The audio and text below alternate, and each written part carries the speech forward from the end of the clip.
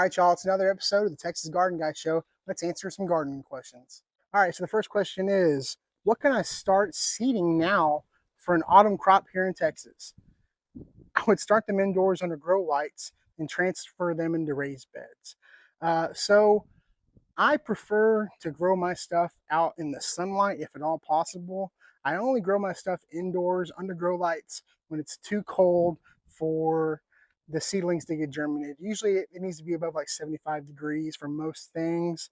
So I just get my stuff started under a shade cloth or in the shade somewhere. But things I'm starting right now, I'm starting some fall squash and I'm starting some fall tomatoes. You could do a fall crop of cucumbers. You could do a lot of things. But right now in this part of the area, I'm starting tomatoes, squash, and cucumbers, and maybe even some beans, all kinds of stuff. All right, next question. Any advice on palms? I put them in bigger pots and put them in the organic soil looking for some sort of palm food with no luck. I got you covered right here, brother. All right, so this right here is Nelson Plant Food, palm and ornamental grasses. This will work for your bananas and pretty much every single palm you could think of. And you only apply it 3 times a year, spring, summer, and early fall. So definitely go with the Nelson Plant Food, palm and ornamental grasses. They make plant-specific fertilizers for a lot of your things you have in the garden. If you go to my link in the bio, there's actually a 10% off discount, so go check it out. Hi, Destin. I attended your and Jay's talk out at a Channing Garden. Channing Garden was a good time. On July 27th, you mentioned that you use Neem Max, but I don't know how you applied it. Curious, especially with the heat, how do you do it? So Neem Max comes in a ready-to-use bottle or it comes in a concentrate. I use the concentrate and use my Petra sprayer, and I do a treatment once a week. I do it late in the evenings. If it gets dark at 8:30, I'm spraying around 8:10, 8:15, right before dark. So that's when I spray it, and it has my garden looking pretty good.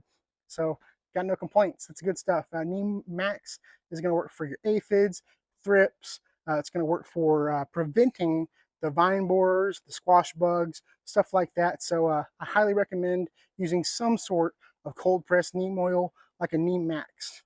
Looking for suggestions for a good shade cloth. Houston heat is crisping my fig trees. Do I need about 25 by 5 feet? Ideas. You need to measure out the area that you're going to be putting your shade cloth. So if you look right here on my greenhouse structure, I took the top off and measured it out. I measured the length and then the width that I needed for the greenhouse. And I actually went 1 foot less on each side so that it would stretch. I like it to be tight and stretchy so the wind's not flapping it, especially here in the Gulf Coast. We get a lot of high winds with like tropical storms and stuff. I want to keep it tight, so I get it a little bit shorter on the width and the length so that it can stay nice and tight. And I use bungee cords, but you can use zip ties, you can use whatever to hold it down. But just go on Amazon and put the length and width that you need. And then I do like a 40% shade cloth, but you can do a 50%, you can do a 30%, whatever you think is right.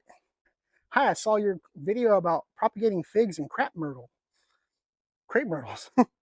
What kind of potting soil do you use? So for my propagations, since I'm using a smaller amount of soil, I go with the more premium soil, like an heirloom soil, the works. Landscaper's Pride makes a potting soil called pot dirt. That's really nice for seed starting.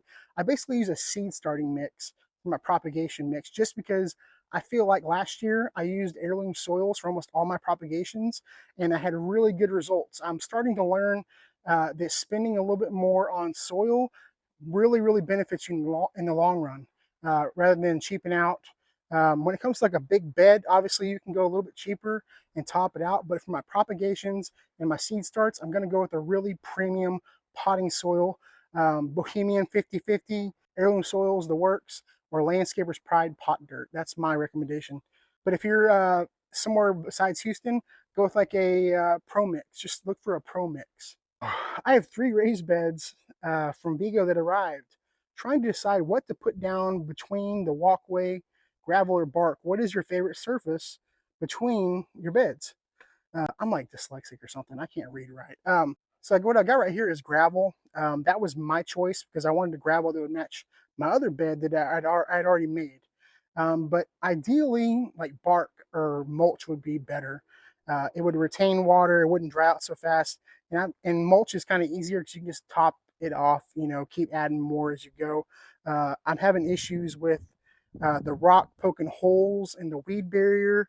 I put these pavers down, but either one is fine. My preferred is I would prefer mulch, but the gravel is more aesthetically pleasing. So it's whatever you prefer. All right, here's a good question right here.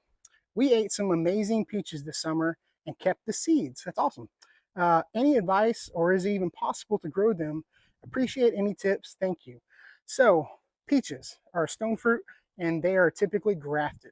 So, like a peach, an apple, cherries, a lot of them are grafted for the most part. So, they got a host and they've got a grafted piece from whatever desired variety branch they wanted on top. So, whatever kind of peach you ate, it came from that grafted top. And then a lot of times, if you were like save that pit and get it going, one, it's going to take a long time before it actually puts out a peach. That's why they usually graft them, because you get peaches a lot faster. And then also, what I've heard is that if you plant a pit from like an avocado or a peach or something like that, it doesn't always give you the variety that you actually ate whenever you collected the seed. So that's one thing to keep in mind. I haven't done any pit collecting, mostly because it's just so much faster and cheaper and time consuming just to go ahead and buy a grafted tree. But I could see how it would be like a fun little project. I see a lot of those people making avocado things with their pits, which is cool. I just think, like, for my money's worth, I'd rather go spend like $30 to $50 on a peach tree and know exactly what I'm going to get, rather than spending 10 years babying some kind of pit or seedling and not know what I'm going to get at the end of the day. So that's just my opinion, but more power to you. Good luck with that. Love your page. I've learned a lot in the short time I've been following. Wanted to ask, where do you get your soil? I'm in the Houston area too and starting a raised 5x10 garden bed. What do you recommend for the soil? So when it comes to putting raised beds or filling up raised beds, your best bet is to go to go find your local mulch yard that has a good reputation. Check out the Yelp reviews, stuff like that. And your best bet is to go get a truckload of like their premium compost or premium potting soil or a blend, whatever you want to do it, whatever's most cost efficient for you. The best soil is the best soil you can afford. You don't want to spend $120 on a metal raised bed and then go spend $200 on the soil and then maybe get $50 worth of tomatoes out of it. Use your thinking cap on that. So just get the best soil that you can afford. My friends at Sienna Mulch over here in Rosharon, Ashley and them will definitely take care of you. If y'all don't know where they're at, look up Sienna Mulch. They have a lot of good options as far as like mushroom compost, all kinds of stuff. And they're familiar with Vego and they're familiar with me. And so they'll give you a really good recommendation on what they would suggest you put in your raised bed that's really cost efficient. Can you explain the Florida weave? I can. So basically, I did a video on the Florida weave. It is 2 or 3 poles in a line. You plant your tomatoes in between, and then you use a rope or a string or some twine to weave it in and out of the tomatoes, going back and forth. So it traps the tomato plant in between and holds them up. And as the tomato grows, you add another layer of string. You add another layer, and eventually you've got 1, 2, 3 pieces of string holding up your tomato plants instead of a bunch of tomato cages, which never hold up unless you add more supports. But the Florida weave is really nice. I let mine go to hell this year. I just got too caught up. So it was rough for me. But next year I will start off with the Florida weave and have it going really good. And I'll show some good examples maybe in the fall when my tomato plants start picking up and I really get them going. Here's the question. How do you stop tomato blight? So from my research on tomato blight, blight is what happens if you're watering your tomato plant or your pepper and the water drips down and splashes dust or dirt back up underneath the leaves. And you end up getting some kind of fungal contamination called blight. I'm not a scientist. Don't quote me on that. But the way I combat blight and don't really have an issue with that is once my tomatoes a foot or so tall, I start pruning up the bottom limbs and leaves so that there's nothing for the water to splash up and hit. You know what I mean? So You can also do this by doing a drip watering system where you're not actually having overhead water, but if it's raining, it's still a good practice to go ahead and trim those bottom leaves off. It shouldn't be a problem. What are y'all's thoughts on vincas? I like them because they're cheap at my local Walmart and easy to care for. I love vincas. I have actually had vincas in my front flower bed for years. We actually didn't do vincas this year. Another good heat tolerant option that I found out is really nice is the Angelonia. It looks like a little, kind of like a bluebonnet looking thing. And I really love that. So next year, I'll probably not get the begonias because they're not doing well in the heat. I'll probably go with some vincas and some angelonias and maybe mix some other things in as well. But drop it down in the comments. What is your favorite flower bed flower to use? Those annuals, the ones you got to rip out every year. My plumeria has yellow, weak leaves, no blossoms yet. What am I doing wrong? So my plumerias had yellow leaves and they were drooping when I was only watering once or twice a week.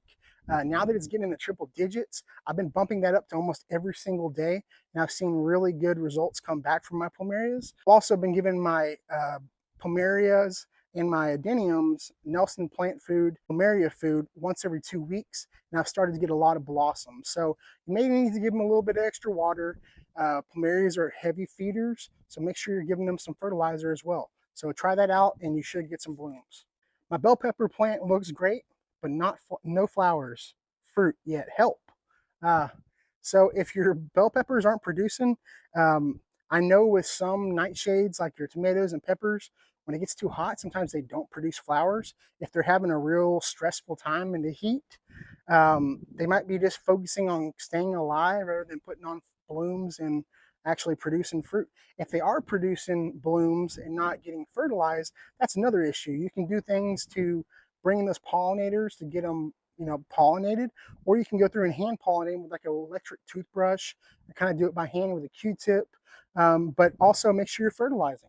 If you're watering a whole bunch, like we are right now here in the Houston area, it's so hot and so dry, you're flushing a lot of nutrients out of the soil. So make sure you're replenishing with some fertilizer to feed those plants as you're watering. I think my avocado tree has sunburn. It's in a pot. How do I fix it? Your best bet is to move it to some shade. If it's in a pot and you can move it, get it in some shade. They also make some stuff, I forget what it's called. It's called like Ivy Organics, where you can actually put like sunblock on your plant's leaves. But I'm not going through and putting sunblock on all my plants leaves. I don't have time for that. So your best bet is probably just to move it to some shade, get it some shade, give it some extra water, make sure you're fertilizing it, and it should recover. All right, here's my last question, and then I saved this for last because I actually got emotional thinking about this one earlier. It says, if you could spend a lazy day in the garden with 2 people, alive or past, who would it be?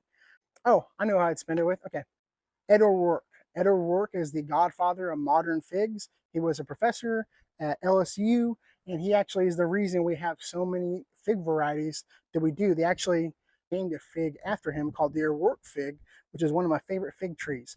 He has since passed. I've got his book that he wrote with his buddy, and that would be really cool to meet him and talk figs all day long in the garden. That'd be a lot of fun. And then I guess the other person would probably be my grandma Noack. She passed when I was really young. So she had a green thumb. She was from Florida, so she loved stuff like plumerias and bromeliads and stuff like that. And she, it would have been nice to spend some time with her in the garden, learning some of that knowledge from her that you can't get from everybody. So like I would say, if I could spend a day with her in the garden, that would be pretty awesome. So I thought about that earlier, and I was getting emotional thinking about it, and so I prepared myself. I'm not going to get emotional on camera now, but yeah, no, I think that would be a cool too. Probably those guys. So. All right. Well, that is it for the Texas Garden Guys show. I appreciate y'all hanging out. If y'all have any gardening questions, feel free to send them to my DMs on Facebook or Instagram, and I'll do my best to get to them. Until then, I'll see y'all next week.